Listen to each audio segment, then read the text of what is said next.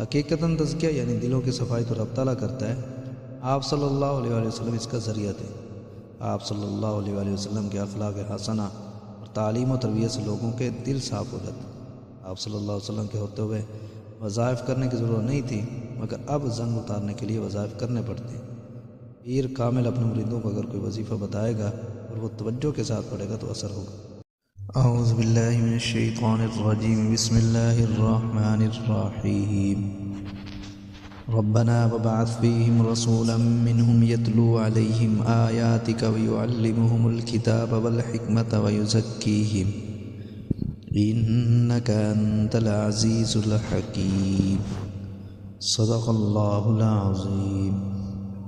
ربنا وابعث فیہم رسولا منہم، اے ہمارے رب اور بھیج ان میں ایک رسول انہی میں سے، یتلو علیہم آیاتک جو تلاوت کرے ان پر تیری آیتیں، ویعلمہم الکتاب اور تعلیم دے ان کو کتاب کی، والحکمت اور دانائی کی، ویزکیہم اور ان کو پاک کرے، انک انت العزیز الحکیم، بے شک تو ہی ہے زبردست حکمت والا۔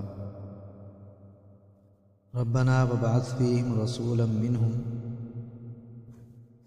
اور بھیج ان میں ایک رسول انہی میں سے، کیونکہ حضرت ابراہیم اور حضرت اسماعیل علیہ السلام دونوں نے مل کر دعا کی تھی، اس لیے حضرت صلی اللہ علیہ وآلہ وسلم دونوں کی نسل سے ہیں، اور آپ صلی اللہ علیہ وآلہ وسلم کے علاوہ دونوں کی نسل سے اور کوئی نہیں۔ آپ صلی اللہ علیہ وآلہ وسلم نے فرمایا کہ میرے دنیا میں آنے کے ظاہری سبب تین ہیں۔ انا دعوت ابی ابراہیم، میں حضرت ابراہیم علیہ السلام کی دعا ہوں جو انہوں نے ان الفاظ کے ساتھ کی تھی، ربنا وابعث فیہم رسولا منہم، وبشرا عیسیٰ، اور حضرت عیسیٰ علیہ السلام نے اپنے شاگردوں اور حواریوں کو میرے آنے کی بشارت سنائی تھی۔ قرآن کریم میں آتا ہے وَمُبَشِّرًا بِرَسُولٍ يَأْتِي مِن بَعْدِ اسْمُهُ احمد، اور خوشخبری دینے والا ہو ایک رسول کی جو میرے بعد آئے گا اور اس کا نام احمد ہوگا۔ بخاری شریف اور مسلم شریف کی روایت میں آتا ہے کہ انا محمد ہوں وانا احمد ہوں، میں محمد بھی ہوں اور میں احمد بھی ہوں، یعنی میرا نام محمد بھی ہے اور احمد بھی ہے صلی اللہ علیہ وآلہ وسلم۔ وانا الحاشر الذی یحشر الناس علی قدمی، میرا نام حاشر بھی ہے کہ جن کے قدموں میں یعنی جھنڈے کے نیچے سارے لوگ جمع ہوں گے قیامت والے دن۔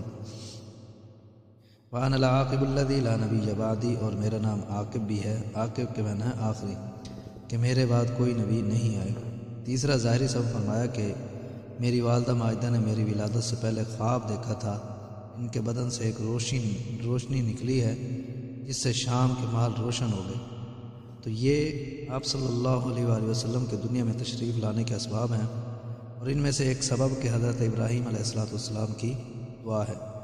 دعا میں یہ بھی مانگا یتلو علیہم آیاتک، وہ تلاوت کرے ان پر تیری آیتیں، یعنی ان کو پڑھ کر سنائے۔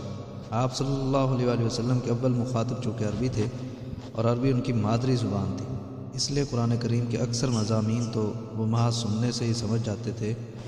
وَيُعَلِّمُهُمُ الْكِتَابَ، اور تعلیم دے ان کو کتاب کی، قرآن کریم کی وہ آیات جن کو صحابہ کرام رضوان اللہ علیہم اجمعین صرف سننے سے نہیں سمجھ سکتے تھے، تو آپ صلی اللہ علیہ وآلہ وسلم اس کی تفسیر کر دیتے کہ اس کا یہ مطلب اور مفہوم ہے۔ مثلا 5ویں پارے میں آیت آتی ہے مَن یعمل سوءًا یجز بہ، جو شخص برے عمل کرے گا اس کا بدلہ دیا جائے گا، اس کی سزا پائے گا۔ یہ آیت کریمہ جب نازل ہوئی تو حضرت ابوبکر صدیق رضی اللہ تعالیٰ عنہ نے کہا، حضرت ہم میں سے کون سا ایسا آدمی ہے کہ جس سے کوئی نہ کوئی برائی نہ ہوئی ہو؟ معصوم تو صرف پیغمبر ہیں، ان کے بغیر تو کوئی معصوم نہیں، لہذا چھوٹی بڑی غلطی انسان سے ہو ہی جاتی ہے۔ تو حضرت ابوبکر صدیق رضی اللہ تعالیٰ عنہ نے یہ سمجھا کہ بدلہ قبر برزخ اور آخرت میں ہوگا، کہ جس کے نتیجے میں دوزخ جانا پڑے گا۔ آپ صلی اللہ علیہ وسلم نے فرمایا کہ یہ مطلب نہیں ہے، بلکہ یجزا بھی کا مطلب ہے کہ مومن کو دنیا میں جو تکلیفیں آتی ہیں وہ اس عمل کا کفارہ بن جاتی ہیں، مثلا بخار ہے، گرمی ہے، سردی ہے، سر درد ہے، کمر درد ہے، گھٹنے کا درد ہے، پیٹ درد ہے، کوئی تکلیف ہو، یہ گناہ کا کفارہ بن جاتی ہے۔ چلتے چلتے جیب سے رقم گر گئی، یہ بھی گناہ کا کفارہ ہو گئی، حتیٰ کہ کانٹے کا چبھ جانا اور چونٹی کا کاٹنا یہ بھی گناہ کا کفارہ ہے۔ تو آپ صلی اللہ علیہ وآلہ وسلم نے تعلیم بھی دی اور قرآن کریم کا پڑھانا اور سمجھانا بڑا کام ہے۔ ابن ماجہ جو سیاستہ کی کتاب ہے اس میں روایت ہے کہ حضرت صلی اللہ علیہ وسلم نے فرمایا کہ جو شخص قرآن کریم کی ایک آیت سیکھے گا بغیر ترجمہ کے اس کو 100 نفل پڑھنے والے سے زیادہ ثواب ملے گا، اور جو شخص ایک آیت کریمہ ترجمہ کے ساتھ سیکھے گا اس کو 1000 نفل پڑھنے والے سے زیادہ ثواب ملے گا۔ یاد رکھنا، قرآن کریم پڑھنا اور اس کا ترجمہ سیکھنا مردوں عورتوں سب کے لیے ضروری ہے۔ پہلے تو خیر اس کے لیے کافی دقت ہوتی تھی، اب ماشاءاللہ انتظام جگہ جگہ اس کا انتظام ہو گیا ہے، تو کوشش کرنا چاہیے کہ اس کو سیکھیں۔ تو آپ صلی اللہ علیہ وآلہ وسلم کا تیسرا کام والحکمت اور دانائی کی تعلیم دے، یعنی حدیث کی۔ حدیث کے الفاظ بھی آپ صلی اللہ علیہ وسلم نے بیان فرمائے اور معانی بھی سکھائے۔ ایک موقع پر آپ صلی اللہ علیہ وسلم نے فرمایا کہ انسان کے بدن میں 360 جوڑ ہیں اور ہر جوڑ پر صدقہ لازم ہے۔ صحابہ کرام رضوان اللہ علیہ مجمعین بڑے حیران ہوئے، عرض کیا حضرت من یطیق ذلک، کس کو اس کی طاقت ہے کہ روزانہ 360 صدقے کریں؟ فرمایا تم نے صدقے کا معنی روپیہ دینا ہی سمجھا، صرف یہ معنی نہیں ہے بلکہ ایک دفعہ الحمدللہ کہا صدقہ ادا ہو گیا، سبحان اللہ کہا صدقہ ادا ہو گیا، اللہ اکبر کہا صدقہ ادا ہو گیا، اسی طرح لا الہ الا اللہ صدقہ ادا ہو گیا، وعلیکم السلام صدقہ ادا ہو گیا، ایک دوسرے کو ملتے وقت خندہ پیشانی سے پیش آنا یہ بھی صدقہ ہے، اور اسی طرح راستے پر اینٹ پتھر پڑا ہوا ہو جو لوگوں کے لیے تکلیف کا باعث ہے اس کو راستے سے ہٹا دینا یہ بھی صدقہ ہے، ناواقف کو راستہ بتا دینا یا اس کو منزل تک پہنچا دینا یہ بھی صدقہ ہے، اور اسی طرح ایک دفعہ درود شریف پڑھنے سے 10 نیکیاں بھی ملتی ہیں اور ایک دفعہ صدقہ بھی ادا ہو جاتا ہے۔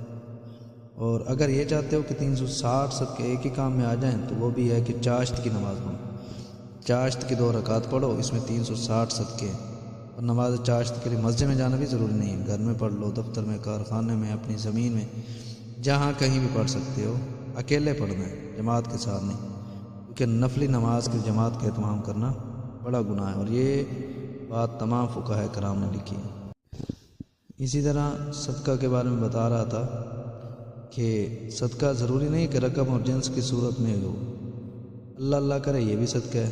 اور ایک بات اور بھی سمجھ لیں، یہ صدقہ نہیں ہے کہ کالی سری اس کو جو ہے دینے سے بلائیں ٹل جائیں گی اور کالی سری کا صدقہ دیا جائے، یہ غلط بات ہے۔ صدقے کا مفہوم یہ ہے کہ غریب کی ضرورت پوری کرنا، غریب کو ضرورت ہے کپڑے کی، تم کالی سری کی ماس اس کی جھولی میں ڈالتے ہو، وہ اس کو کیا کرے گا؟ اس کو جوتے کی ضرورت ہے، اس کے بچے پڑھتے ہیں، ان کو کتابوں کی ضرورت ہے، تو یہ ضرورت کالی سری تو پوری نہیں کرے گی نا، لہذا جو اس کی ضرورت ہے وہ اس کو دو، چاول کی اس کو ضرورت ہے وہ اس کو دو، کپڑے کی ضرورت ہے تو کپڑا لا کر دو، بہتر یہ ہے کہ نقد رقم دے دو، اس کی جو ضرورت ہو وہ ضرورت اپنی پوری کرے گا۔ تو آپ صلی اللہ علیہ وسلم کا چوتھا کام تھا تزکیہ نفس، وَيُزَكِّيهِمْ، اور ان کو پاک کرے۔ حقیقتاً تزکیہ یعنی دلوں کی صفائی تو رب تعالیٰ کرتا ہے، آپ صلی اللہ علیہ وآلہ وسلم اس کا ذریعہ تھے۔ آپ صلی اللہ علیہ وآلہ وسلم کے اخلاق حسنہ اور تعلیم و تربیت سے لوگوں کے دل صاف ہو جاتے۔ آپ صلی اللہ علیہ وسلم کے ہوتے ہوئے وظائف کرنے کی ضرورت نہیں تھی، مگر اب زنگ اتارنے کے لیے وظائف کرنے پڑتے ہیں۔ پیر کامل اپنے مریدوں کو اگر کوئی وظیفہ بتائے گا اور وہ توجہ کے ساتھ پڑھے گا تو اثر ہوگا۔ انک انت العزیز الحکیم، بے شک تو ہی ہے زبردست حکمت والا۔ یہ تھی حضرت ابراہیم علیہ السلام کی دعا جو اللہ تعالیٰ نے قبول فرمائی۔ اللہ تعالیٰ سے دعا ہے کہ اللہ تعالیٰ جو کچھ کہا سنا عمل کرنے کی توفیق عطا فرمائے۔